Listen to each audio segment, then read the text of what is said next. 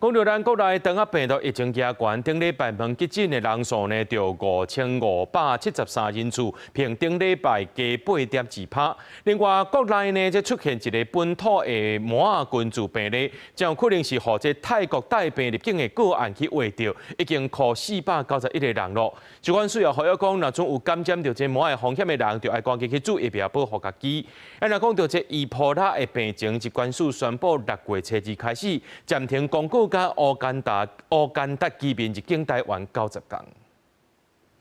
民眾出門也好刷雜誌，最近天氣是愈來愈燒熱，這段時間嘛是腸仔病毒上交為人的季節。疾管署指出，國內腸仔病毒的疫情當日加懸，頂禮拜有5573人次因為腸仔病毒去看醫生，比頂禮拜加8.2%。疾管署提醒民眾都要接洗手，落實環境消毒，才能降低病毒為人的風險。國內腸病毒監測的部分，以社區的病毒監測來看的話，最近4周檢出的還是以克沙奇 A6 型為最多，其次是克沙奇 A4 型及腸病毒 D68 型。整體來看的話，近期的這個疫情還是呈現一個緩升的一個趨勢。另外，這禮拜麻疹病例嘛新增加一個本土群聚個案，是北部一個20多歲男性，研判是和泰國入境的個案為着。醫生提醒講，麻病毒的傳染力較強，建議有要去麻流行疫區的民眾，會當去利用醫學問診諮詢，自費注射麻疫苗。這2例的接觸者總共匡列的，目前匡列的是491位。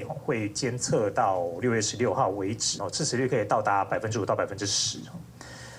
那在這個預防的部分還是接種疫苗還是最有效的預防的方法。那最近在非洲國家引起真儕人死亡的伊波拉病毒，為了要防止疫情拖來台灣，疾管署宣布為6月初2開始做入境管制，五個到烏干達2國居民攏暫停入境台灣90天。最近咱國有4個人為疫區回來，嘛配合疾管署做自主健康管理，其中1個人入境了後有發燒，尾仔經過採檢已經排除感染的風險。記者郭金陽、王志剛台北報道。